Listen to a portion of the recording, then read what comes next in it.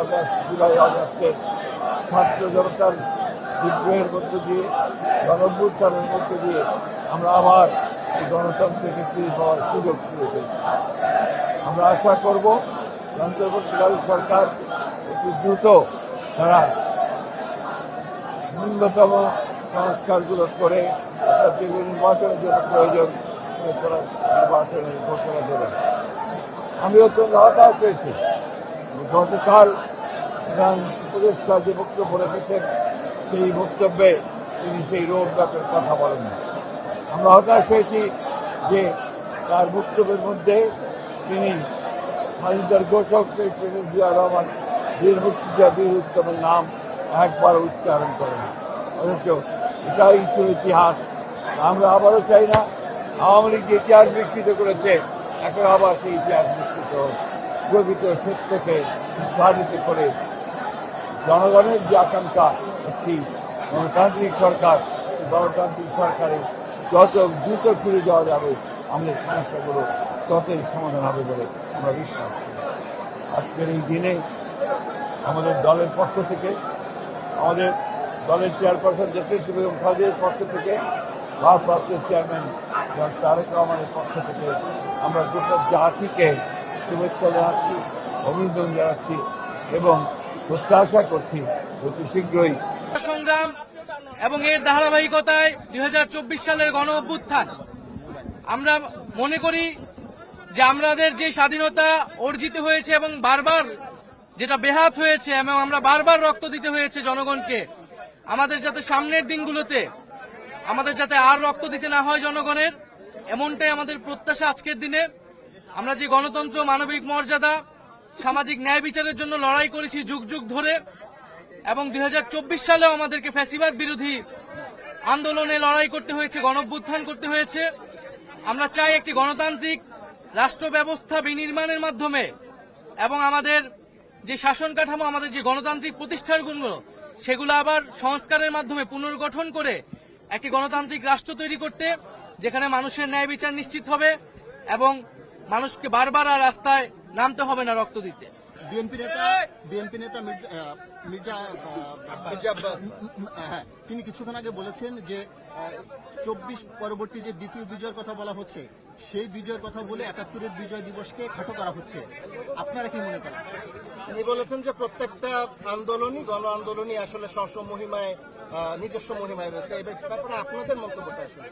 আমরা মনে করি যে 71 এবং 24 আলাদা কিছু নয়, বরং 24-এর গণ অভ্যুত্থানের মধ্য দিয়ে 71-এর যে স্পিরিট সেটি পুনর্জীবিত হয়েছে। 71-এ আমরা যা চেয়েছিলাম সেটা 54 বছরে অর্জিত হতে পারে নাই বিধায় একটা ফ্যাসিজম 15 বছর ধরে বাংলাদেশে চেপে বসেছিল বিধায়ী আরেকটি গণ অভ্যুত্থানের কিন্তু প্রয়োজন হয়েছিল। ফলে আমরাও কিন্তু 71-এ যে সাম্যের কথা বলা হয়েছিল, 24-এ কিন্তু সেই বৈষম্যহীন সমাজের কথাই আমরা বলছি। ফলে যারা এটাকে আসলে পরস্পর বিরোধী বা মুখোমুখি করে দাঁড়া করাচ্ছে তাদের উদ্দেশ্য অসৎ এবং আমরা মনে করি তারা 24-এর গণ অভ্যুত্থানকে, এই যে ছাত্র জনতার বিজয়কে প্রকৃতভাবে উপলব্ধি করতে পারেনি। এই যে নতুন তরুণরা নেমে এসেছে, নতুন সময়ের যে বার্তা, সেই সময়ের বার্তাকে তারা ধারণ করতে পারছে না। এবং আমরা মনে করি যে বাংলাদেশে বর্তমানে আমাদের জাতীয় নাগরিক পার্টির যে দাবি যে বিচার সংস্কার এবং গণপরিষদ নির্বাচন, আমরা মনে করি ঠিক সেই পথে গেলেই জাতির একটি উত্তরণ ঘটবে গণতন্ত্রের পথে। সংস্কার এবং বিচারবিহীন যদি নির্বাচন দেওয়া হয় এবং কেবল কোনো একটি দলকে ক্ষমতায় বসানোর জন্যই যদি নির্বাচন চাপিয়ে দেওয়া হয় সংস্কার এবং বিচার ছাড়া, তাহলে তা অবশ্যই মেনে নেওয়া হবে না। এবং আমরা দেখতে পাচ্ছি যে পুরনো সংবিধান এবং পুরনো বন্দোবস্ত এবং ব্যবস্থাকে আঁকড়ে ধরে রাখার চেষ্টা করা হচ্ছে। এবং আমরা মনে করি যে 24-এর গণ অভ্যুত্থান এবং আমাদের যে 71-এর সংগ্রাম, আমাদের 47-এর আজাদির লড়াই, এই সবকিছুর ভিতর দিয়ে আমরা যে স্বাধীন, সার্বভৌম, মানবিক মর্যাদা সম্পন্ন রাষ্ট্র পেতে চেয়েছিলাম, তার একটি সুযোগ এবং সম্ভাবনা আমাদের গণ অভ্যুত্থানের পরে তৈরি হয়েছে।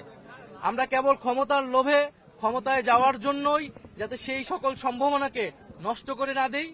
এবং আমরা দেখতে পাচ্ছি যে একদিকে ক্ষমতায় যাওয়ার জন্য এক ধরনের নির্বাচনকে চাপিয়ে দেওয়া হচ্ছে, বিচার এবং সংস্কারের প্রশ্নকে পাশ কাটিয়ে, অন্যদিকে ফ্যাসিস্ট শক্তির পুনর্বাসনের জন্য নানা ধরনের পায়তারা চলছে। আমরা মনে করি এই সবকিছুকেই প্রতিহত করবে জাতীয় নাগরিক পার্টি। আমরা এই মাত্র কিছুদিন আগে 5ই আগস্ট 2 জুলাই আগস্টের মধ্যে ছাত্র জনতা আন্দোলনের মাধ্যমে আমরা নতুন করে আমরা স্বৈরাচারকে তাড়িয়ে নতুন একটা আশ্বাস পেয়েছি। অনেকে বলে দ্বিতীয় স্বাধীনতা, আসলে আজকে স্বাধীনতা দিবস প্রমাণ করবে যে দ্বিতীয় স্বাধীনতা বলে বাংলাদেশে কিছু নাই। যারা বলে তারা আজকে স্বাধীনতা দিবসকে একটু খাটো করতে চায়, অর্থাৎ 71-এর স্বাধীনতা তাদের কোনো ভূমিকা ছিল না, সুতরাং এই দিনটাকে তারা খাটো করতে চায়। আমি বলবো যে তারাই যেন একটু নিবৃত্ত থাকে, এই স্বাধীনতা দিবসকে যেন সম্মান জানায় এবং সম্মান করে। তো আজকে এই দিনে আমি আর বেশি কিছু বলবো না। আমরা দেশনেত্রী বেগম খালেদা জিয়ার আপনাকে দোয়া চাইব এবং এই স্বাধীনতাকে যাতে আমরা ধরে রাখতে পারি, আমাদের পরবর্তী প্রজন্ম যাতে এই স্বাধীনতা ধরে রাখতে পারে, এই জন্য আল্লাহ পরম করুণাময় আল্লাহ তাআলার কাছে আমরা দোয়া কামনা করব। একটা ইথিক্যাল জায়গা আছে, যার যার একটা মতাদর্শ আছে, যার যার মতাদর্শ থেকে তারা একটা কথাবার্তা বলে যাচ্ছে, এটা অনৈক্য আমি বলবো না।